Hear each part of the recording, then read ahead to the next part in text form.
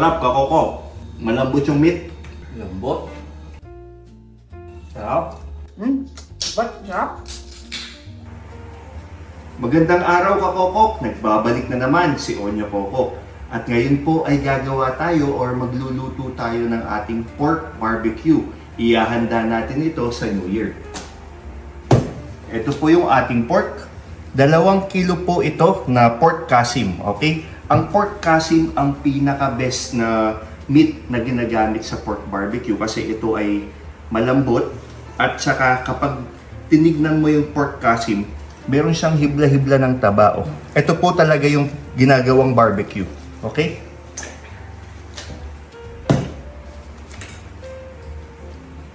Cut tayo. Tuturuan ko kayo kung paano mag-cut ng tama, okay?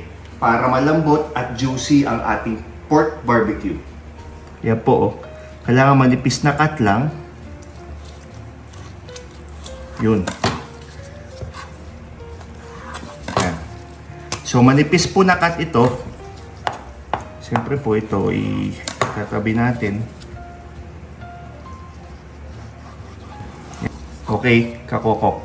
Ganito pong cut, pahaba na manipis. Kapag ganito po kasi yung cut ng inyong pork barbecue, yung marinade po talaga pong sumusuot sa loob ng pork. Okay? Mas malambot at juicy. At tuturuan ko kayo mamaya kung paano yung tamang paglagay ng ng stick. So, yan Okay? Isa pa.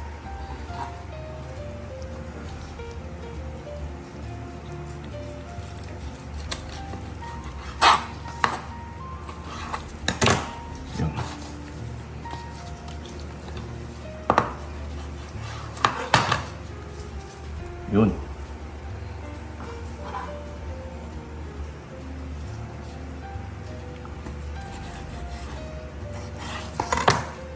Yan po.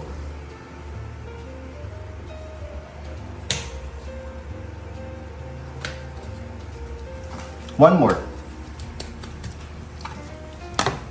At ang ginagawa ko pala, tinatanggal ko na mismo yung taba, okay?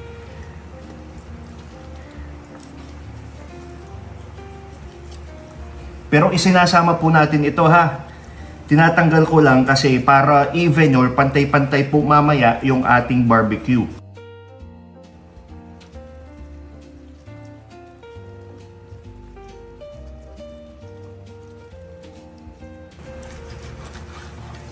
Okay, tabi muna natin ito. At magka-cut ulit tayo.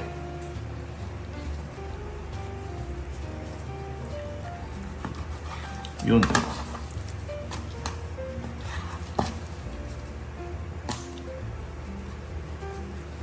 Siyempre. Ito.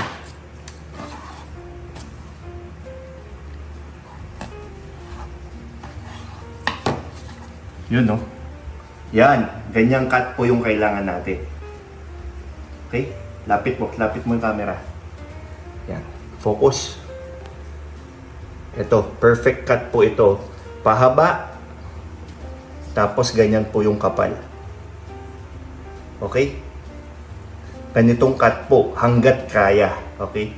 Actually, pwede naman kahit anong cut, basta maliliit, di ba? Yung nakasanayan ng iba na pork barbecue, hiwa-hiwa lang na maliliit, tapos yun na yung ilalagay nila sa stick. Pero ito po talaga yung best cut.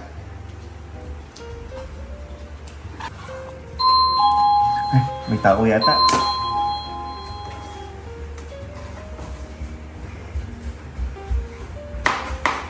Opar! May bisita po tayo. Hello!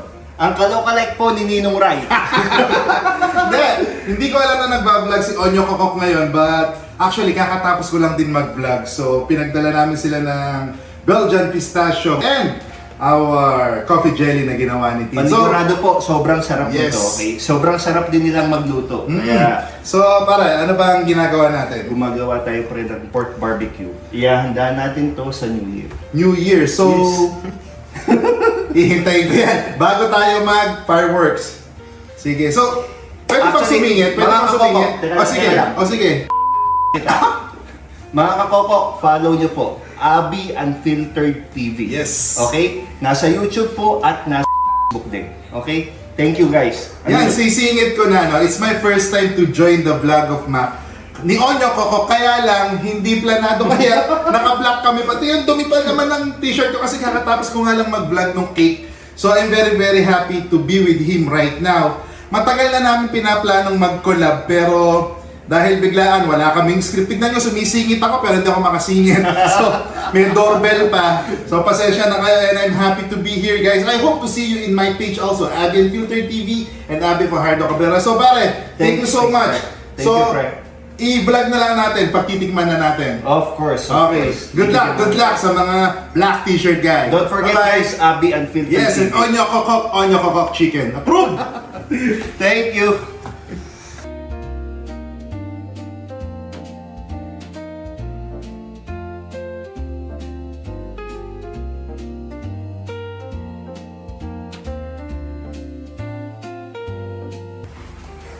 At hihiwain din po natin yung taba. May laman pa siya.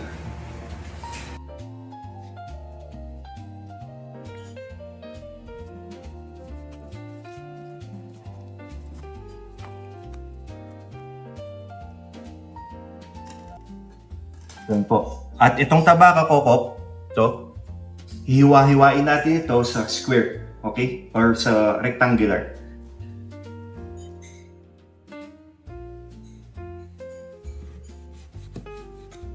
Yun. So, ganitong cut po yung ilalagay natin sa dulo ng barbecue, okay? Alam nyo na po yun.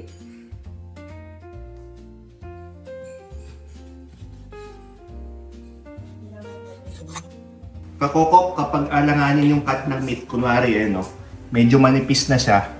So, parang ang hirap na niyang gawan ng slice. Paslant nyo pong i-slice pag ganyan. Yun, no? Paslant po.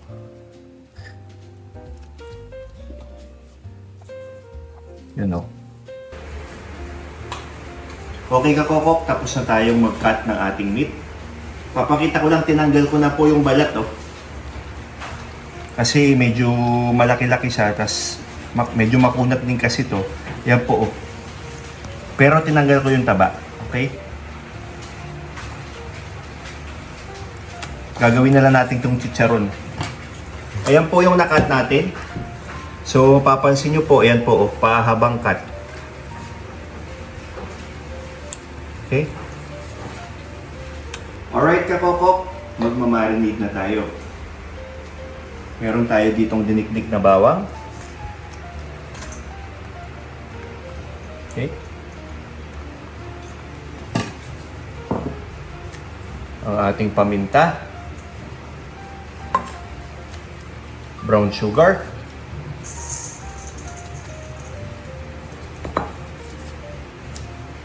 Banana ketchup.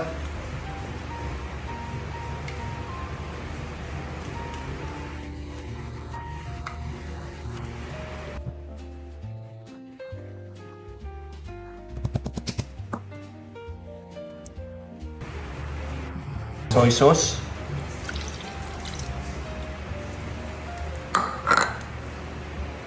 Calamansi juice.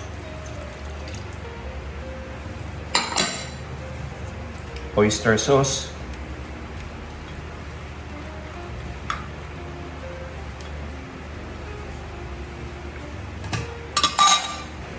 Maglalagay din tayo ng cooking oil kakoko for extra moisture. Mix lang natin.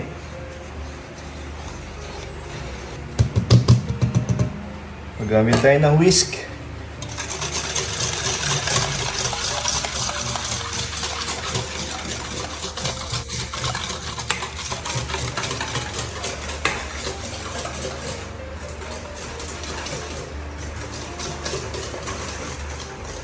Tunawin natin yung asukal kakoko bago natin ilagay yung meat.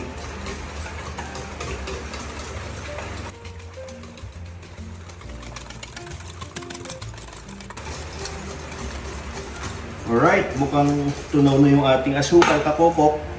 Tikman natin.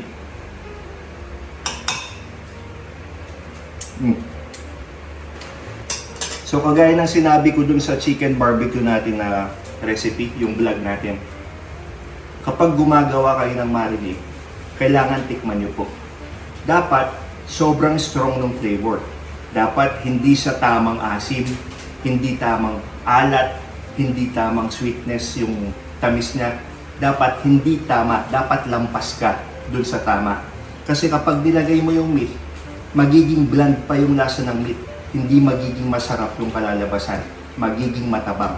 So kailangan strong yung sweetness, kung kailangan matamis, yung alat kung kailangan maalat, at yung asim kung kailangan maasim. Okay? So okay na to. Ilalagay na natin ang ating meat.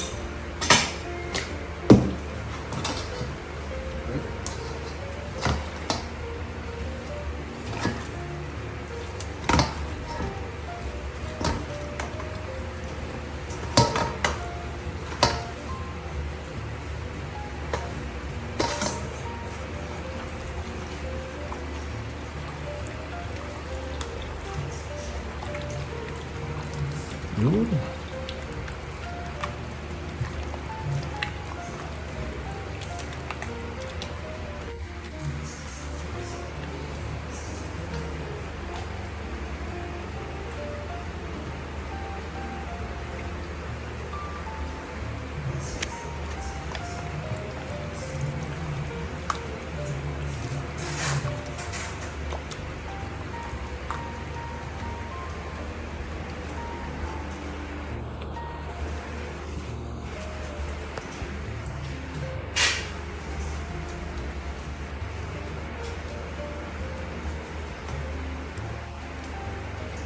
Magugas ka ng kamay, kakoko.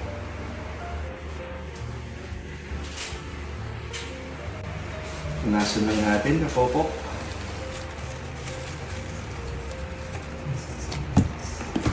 Pag natin ang cling wrap.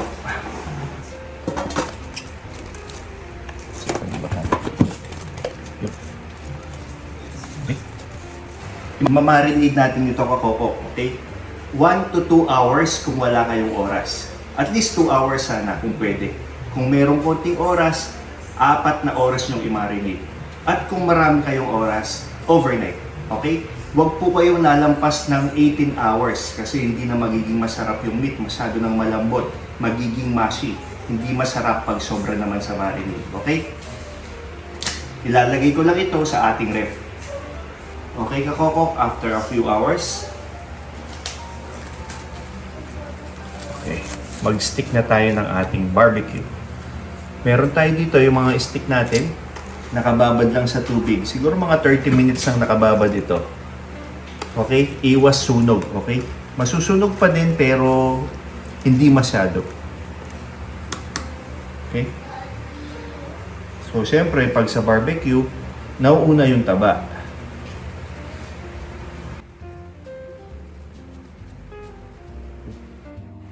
At ito po, tuturuan ko kayo kung anong tamang pagtusok. May reason po kaya pahaba yung ating ginawa, okay?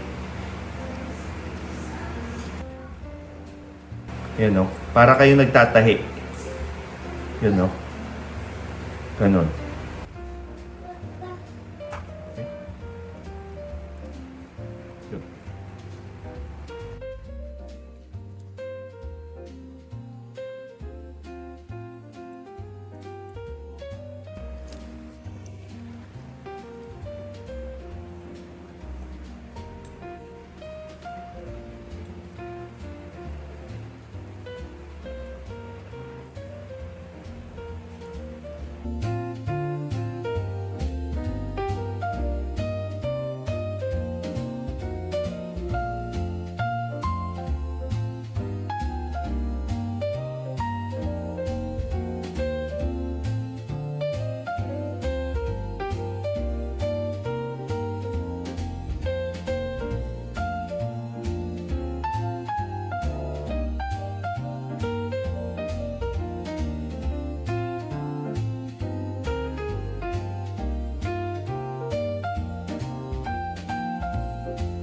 Kung napansin nyo po, kakoko, kung paano ako maglagay ng meat dito sa ating stick para po tayong nagtatahi. May reason po kung bakit ganun. At yun yung pinaka-reason kung bakit tayo ganun mag-cut ng ating nung ating barbecue. Yung pahaba po, tapos manipis. Kasi kapag makapal yung meat, hindi mo magagawa yung folding method. Okay? Bakit natin fina-fold? Para matrap yung moisture sa pagitan ng mga meat. Okay? Hindi po masyadong magdadry. Okay? At para mas masarap at juicy ang barbecue. Okay? Tatapusin lang po natin ito at babalikan ko po kayo.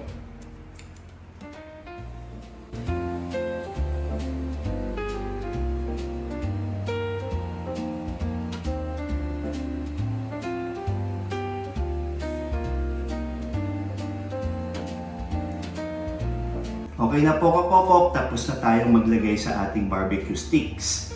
At itong nasa pinggan, ito po yung lulutuin natin ngayon. Okay? Titikman natin mamaya.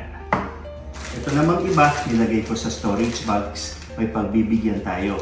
At ito po, maximum of 2 days pwedeng ilagay sa ref bago lutuin. Okay? Baka may magtanong, nilagay mo sa ref. Sabi mo kanina, 18 hours ang maximum ng marination. Okay lang po yun kasi hindi naman na nakababad yung meat sa marinade sauce. Okay?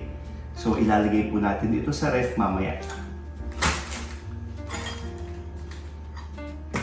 At itong ating marinade sauce, kukuha tayo ng konti kasi ito yung ipangbabrush natin mamaya pag nag-ihaw tayo. Alright? At maglalagay tayo ng konting mantika. Okay. Okay guys, mag-ihaw na tayo.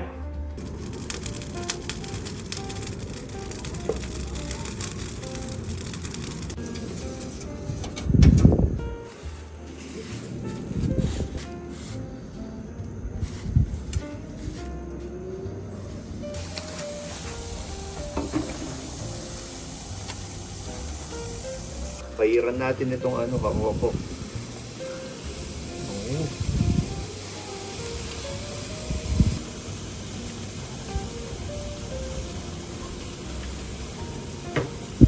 Ito rin natin.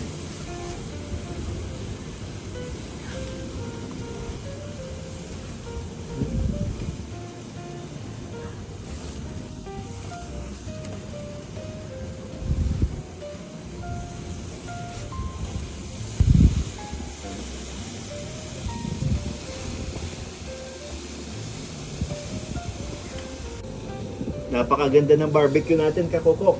Tingnan niyo po. Yan, no? Yun. Mukhang juicy. At siya nga pala, kakoko, isang technique para siguradong malambot at juicy ang inyong barbecue. Kailangan po mahina lang po yung baga, yung inyong uling. Okay? At nasabi ko po pala kanina, 2 days yung maximum sa ating fridge or sa ating ref. Kaya pwede nyong gawin ahead of time yung pagba-barbecue or yung pag-prepare ng barbecue. Okay? Malapit na maluto, kakoko. Sarap po. Look. Sura pa lang, sarap na. 2 to 3 minutes bago nyo hanguin, ibabrush ulit natin.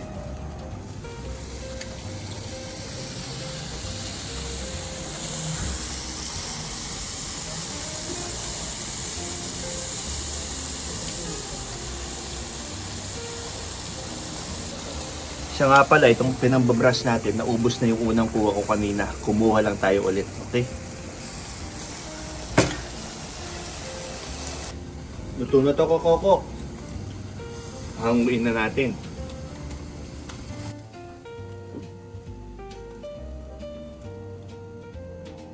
Yun. Tikman natin, kakoko. Ang bango, kakoko. Tignan nyo po, ang ganda ng pagkakaluto. At syempre, titikman natin.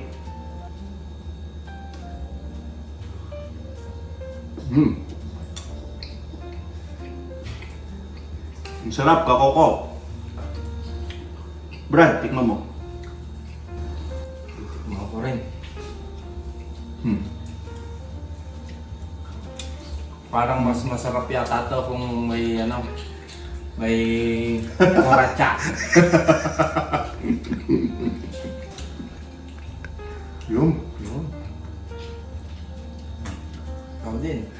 Lagyan mo yung sayo.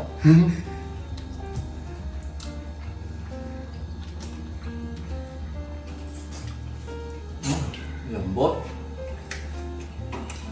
Sarap. The best na kokok. Thanks for watching and Happy New Year.